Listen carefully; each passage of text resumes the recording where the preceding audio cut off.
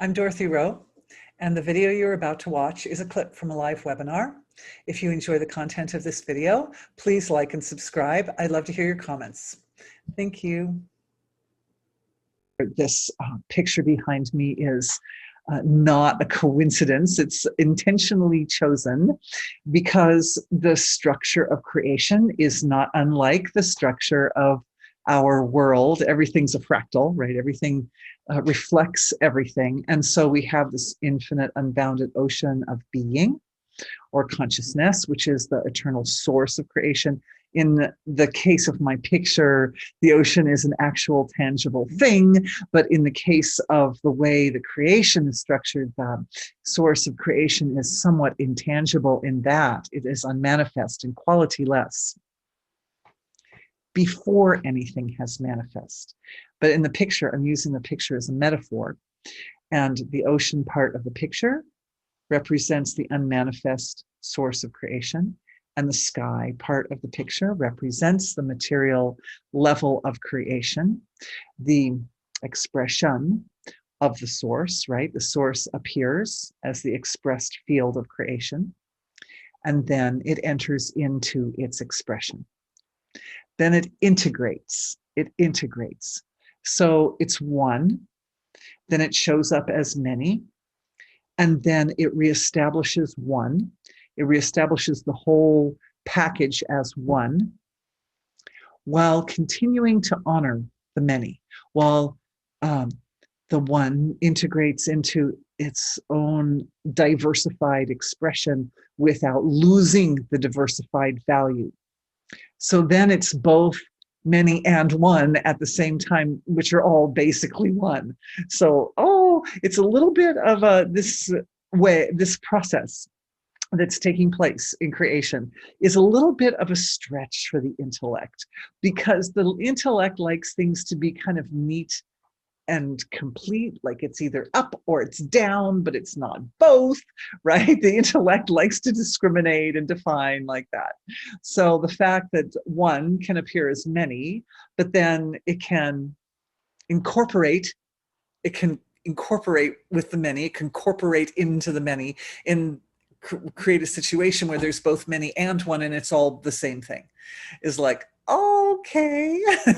And the reason that's important, the reason I'm telling you this, is because everything that exists in creation, including our bodies, is an expression of this process, which is an eternal, universal process that's taking place. It is the way the one evolves.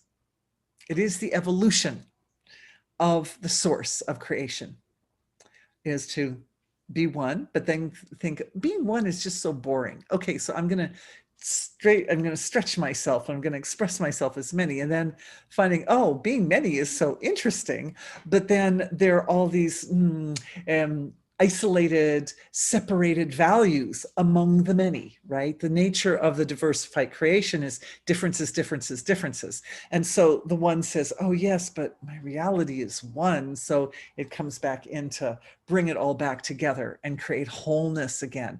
Health is wholeness, right? Health is wholeness. So what happens when the body gets sick? The body starts to, and the individual, the consciousness, gets overwhelmed by the diversification of the creation, by all the little detailed, diverse elements, and it forgets about the one. And our bodies are super smart, and their desire, there's a moth that came to join us from the beginning of the session. He's just like crawling us. And yeah, nature, that's nature. We're going to get into the messages from nature in just a minute, but I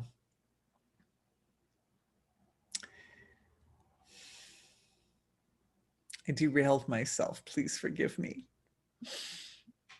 The point is that the body expresses this pattern or this process because it's universal. It's expressed in the body as well as everywhere else. And our bodies are our greatest allies.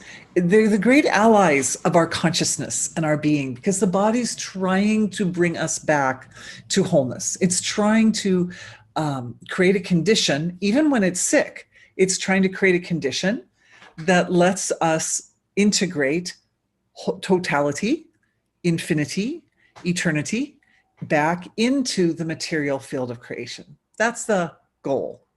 That's the goal of being sick. So what happens when we get sick? Almost always when we get sick, we realize, well, I have to take some time off, right? I have to rest. I have to be a little more inwardly oriented and a little bit less out there doing. Sometimes being sick actually stops us physically from doing certain things that we're accustomed to doing, right? So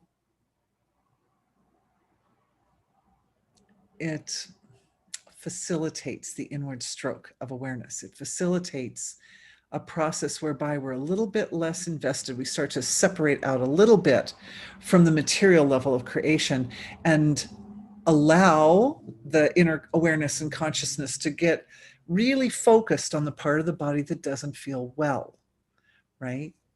Now, because the body is an expression of this pattern or this process. Remember, I said at the beginning, the creation is a fractal. So this little pattern is like in everything.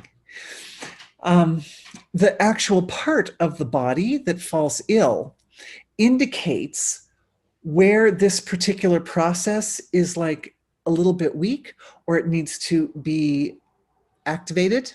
It needs to be integrated, where wholeness needs to integrate. So each part of the body represents a different, you could say, portion or area of the diversified field of consciousness. So the one appears as many, but really it's just one. But then that happens in all sorts of different ways, in different areas, like in different angles. For instance, and I've used that example a lot of times, the respiratory system brings together the infinite field, like the air. It's like the infinite field of being, and we breathe it in to our individuality, right? And then the air at that point nourishes the body and heals the body, and then when we breathe out, it purifies, right? It carries the toxins and what we don't want out of the body, and it goes back to wholeness again. But in the process, some evolution took place, right? The wholeness becomes individualized, and then it goes back to wholeness. But something changed when that happened. So the breathing apparatus, the respiratory system, is like a very kind of nice, neat little package of expression of wholeness, expressing itself as individuality, and then going back to wholeness again. But all the systems do that. And obviously the digestive system that runs on, like, I think about a 14-hour cycle or something, it does that. But instead of a single breath, it just takes a moment. It's more like a 14-hour cycle of that. And it breaks it down and it shows the details of the process. And oh, it's so interesting because the details follow the hero's journey. They follow that process that has become an iconic expression of the story of every person's human life, you know, of the hero starts out in a state of grace, like at home. He's like, tomorrow I'll become the king. I'm the prince. I'm going to become the king. It's going to be so great. And then he goes out instead that doesn't happen. He goes out on the hero's journey, and all the hero's journeys follow approximately that same story. But it's those different parts of the story represented by different parts of the digestive system. Of course, he returns home, right? He returns to his state of grace in the end, but he's gone through a process of self-discovery and self-understanding so profound, stripping away everything that was unnecessary and leaving with only going into that state of transformation with only the essential self, basically. And then exercising the essential self. That's the point. That's the big part of the hero's journey, right? Where he goes to hell and he faces his greatest fear, and exercising that aspect of self, it integrates then the recognition of, oh, I actually possess Dorothy and the Wizard of Oz and all of her crew that's with her, right? They all realize, oh, I actually had that quality in me all along. I just didn't realize it, right? Which is exactly what happens in this story. It's like the wholeness is showing up as diversification, but it didn't ever stop being wholeness. And then, but the diversification is so fascinating and so so compelling that the wholeness forgets that it's wholeness. The pieces forget that they're wholeness, and then so it has to be wholeness has to reestablish.